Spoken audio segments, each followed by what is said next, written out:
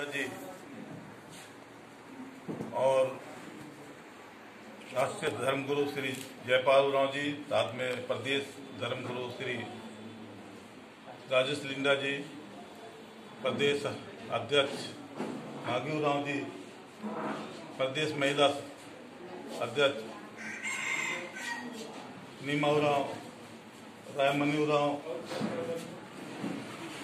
हमारे साथ में आए हुए राष्ट्र के राष्ट्रीय कोषाध्यक्ष श्री बिरसा राव जी और हमारे बीच में इस धर्म को विशेष रूप से प्रचार कर रहे हैं चितरंजन राव जी और हमारे तमाम इस समाज से जुड़े हुए हमारे सभी धर्म अगुवाओं को और धर्मावलंबी धर्मावलंबी को जो इसमें उपस्थित हुए हैं, मैं अपने सबों को अपने तहे दिल से जय धर्म करता हूँ, जय जवाहर करता हूँ, जय सिंह होगा। सचमुच ये आज बहुत सौभाग्य की बात है कि आज हम लोग अपने विचारों को आदान प्रदान करने में एकत्रित हुए हैं और एक बहुत बड़ा अहम भूमिका है इस समाज के लोगों का कि आपने अपने विचारों का आदान प्रदान करने के लिए यहाँ आए हुए हैं और हमें कुछ न कुछ कोई ठोस निर्णय लेना है। केवल मीटिंग करके चले जाने से ये समाज का विकास नहीं होगा। हम लोग बहुत बार मीटिंग करते हैं और मीटिंग का कोई रिजल्ट नहीं निकलता। ऐसा मीटिंग करने से नहीं होगा, उस मीटिंग का रिजल्ट निकलना चाहिए। मैं जब रेलवे में था तो मीटिंग करने के बाद वहाँ जो नियम पारित होता था उसको बाय हुक एंड हुक उसको पूरा करना पड़ता था। किसी को टारगेट दिया गया तो उसको उस काम को करना है। तो हमको भी यहाँ पर कोई टारगेट लेके बहुत सारा विषय वस्तु को लेकर नहीं चलना है। कुछ वस्तुओं को बिंदुओं को लेकर हम लोग आगे बढ़ेंगे, बहुत ज्यादा नहीं, एक दो बिंदुओं को लेकर के हम लोग आगे बढ़ेंगे और उसमें सफल होंगे तो हम कामयाब होंगे। बहुत सारा चीज को लेकर के चलेंगे तो कहीं भी मेरा जो काम है सक्सेस नहीं हो पाएगा। इसीलिए कोई हम लोग को आज ठोस निर्णय लेना है। कहीं आप लोग बहुत सारे हमारे बीच में बुजुर्ग आए हैं, आपको बहुत खुशी लग रहा है, इसलिए ठोस बिंदुओं पर हमको आज परिचर्चा करना है।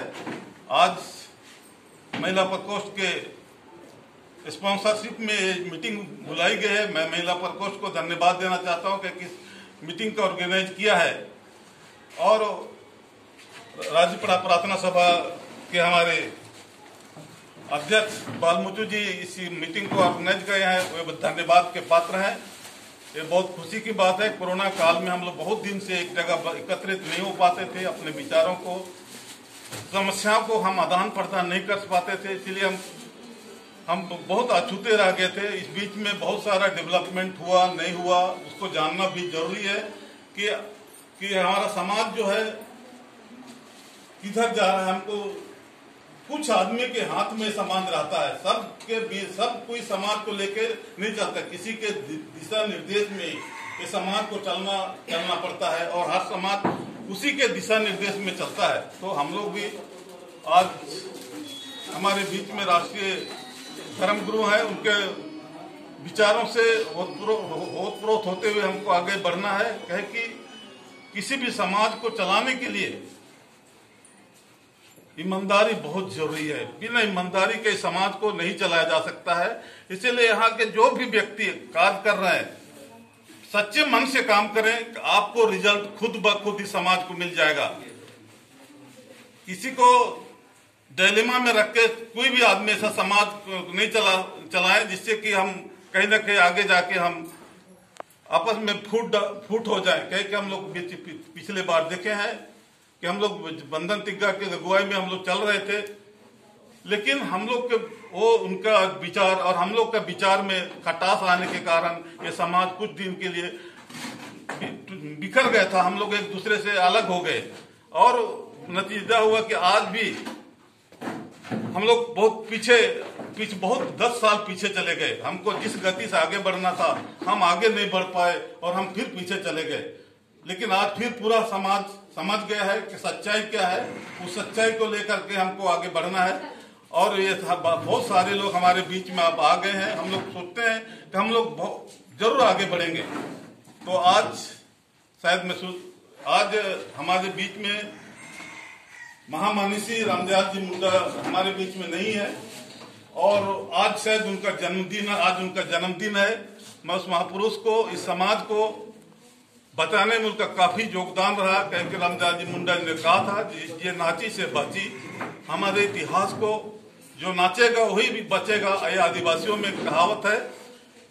और उन्होंने इस बात को चरितार्थ करने के लिए बहुत सारे देशों में गया और अपना उद्देश्य को बताया, आदिवासियों का क्या रीति रिवाज है। उस रीति रिवाज को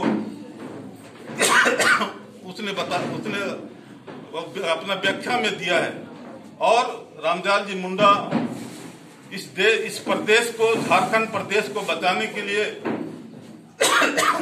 एक किताब भूरिया कमेटी के द्वारा का जो उद्देश्य था, उस भूरिया कमेटी के उद्देश्य को झारखंड पंचायती राज व्यवस्था के बारे में लिखा। आज रांची शहर के अगल बगल या रांची शहर में के अगल बगल गांव में पूरा लोग दूसरे लोग का नजर है। हम उसको कैसे बचाया जाए? जमीन का मामला जो बोल रहे थे अभी, जमीन का मामला है क्योंकि मेरा शायद एजेंडा में भी है ना।